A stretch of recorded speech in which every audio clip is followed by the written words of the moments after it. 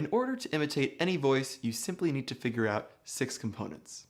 But many of you have mentioned how certain components give you a bit of a hard time. So we thought it would be best to make videos that specifically focus on one component, giving you some exercises to gain more control over that component. Today's episode will be focused on the soft palate. The soft palate is that mushy feeling place at the back of your mouth. Let's get familiar with the soft palate and all of the other landmarks in the mouth. Begin by touching the tip of your tongue to the top front teeth like this. Then, we are going to slide the tongue backwards slowly, always maintaining contact with the top of the mouth. The first things you feel, as we said, are the front teeth. Slide that tongue back a little more, and you will feel a bumpy area known as the alveolar ridge. If you're not sure where that is, it's that place where you burn your mouth on pizza. Oh, man! Keep that tongue touching the top of the mouth and slide it back a little more. You will feel the tongue all of a sudden go drastically upward, touching something that is very hard. We call that the hard palate. Then if you keep sliding the tongue backward, you will eventually feel it turn all mushy. That is your soft palate. If you look in your mouth, you can see your soft palate. The uvula, or the punching bag in the back of the throat, hangs down from our soft palate. The soft palate can rise and lower. When it does, it acts as a trap door, controlling whether air and sound are directed through the nose or the mouth. Sending sound into the nose will give the voice a brighter quality, while sending it into the mouth will give it a darker and more rounded quality. This component can be difficult to control. We have heard lots of feedback that it is hard to get a sensation of the palate moving. We have some exercises today to help you with that. This exercise we call in and out. There are 4 steps to this exercise. For all 4 steps, keep your jaw relaxedly open. Do not let your mouth close. Step 1. With your jaw relaxedly open, breathe in through your mouth and out through your mouth.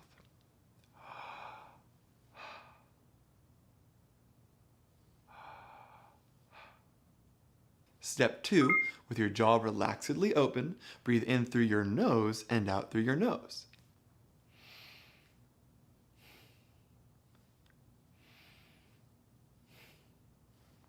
Step 3, again with your jaw relaxedly open, breathe in through your nose, but then out through your mouth.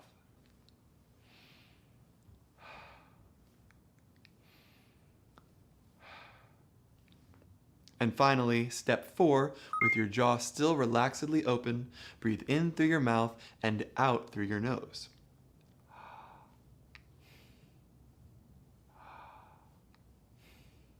After this, you can repeat this process, but on the exhale, make sound. Ha, ha, These are all of the different combinations of the ways you can breathe. But the big question is, how in the world are you doing that? How did you control which way the air or sound went? You did this by manipulating the soft palate and the back of the tongue. You just didn't even notice. Do the exercise again, but this time while looking into a mirror. You will see when breathing through the mouth how the soft palate naturally goes upward and the back of the tongue lowers. This blocks air or sound from going into the nose. Then, as you breathe through the nose, you will see how the soft palate lowers and touches the back of the tongue, forming a blockade so that air or sound cannot go through the mouth but is forced to go into the nose. Practice this exercise and start to become mindful of what muscles you feel activating as you do this.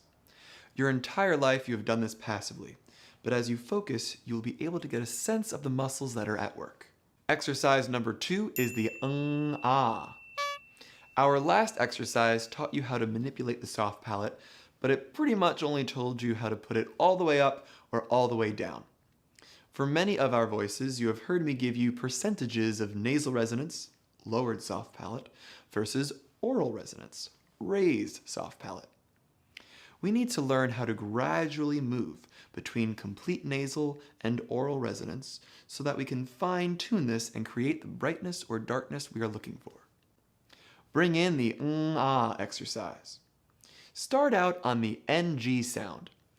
Let's be clear that NG is not N, or G, G, but is its own sound, NG, or You made this sound before when you were exhaling through the nose and making sound. If you can't find it, simply say the word sing and hold out the last sound. Sing. Make sure the front tip of your tongue is downward and not upward, but that the back of your tongue is upward, touching the soft palate. Then try to very slowly transition from the sound to the ah sound.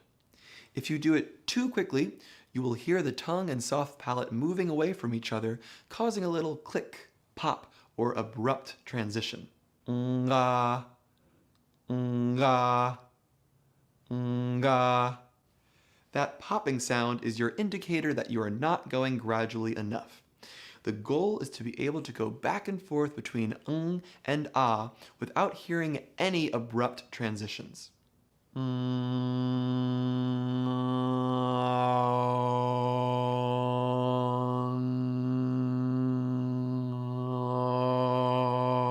Notice the change in sound quality over the course of the exercise.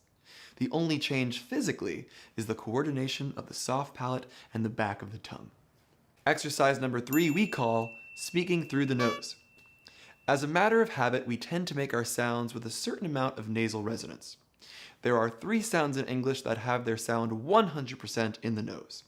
These are the M, N, and NG, sounds.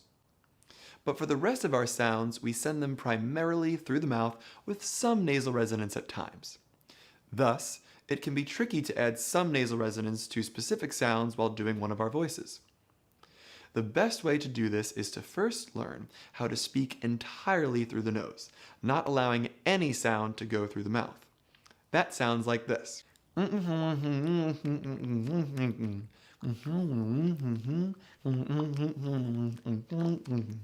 To do this, you will need to first hold out an NG sound.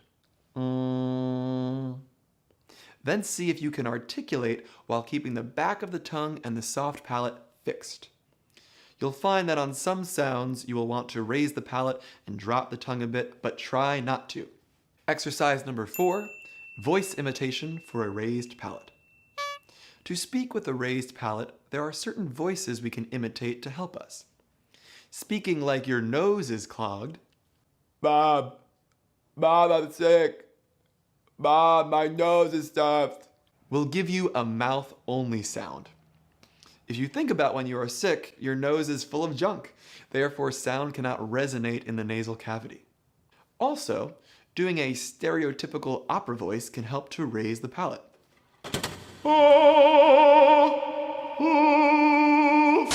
One more exercise. Exercise number 5 we call plosive buildup. There are a few sounds in the English language that we call plosives. These are p, b, t, d, k, and g. In order to make these sounds, air pressure needs to build up and then explode. In order to get that air pressure to build up, however, the soft palate has to raise up all the way. If that soft palate did not raise up, sound or air could escape through the nose, and we wouldn't be able to make these sounds.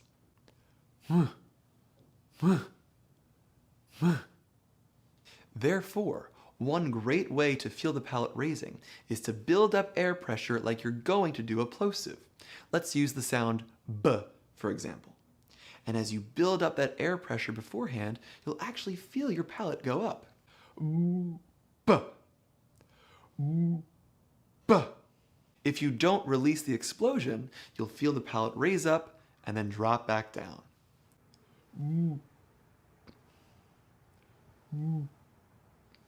Hopefully these exercises have given you better control over lowering and raising the soft palate.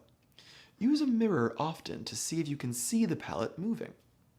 Raising your eyebrows or doing a gasp like you are scared will help to cause the palate to move, and you'll be able to see this in your reflection.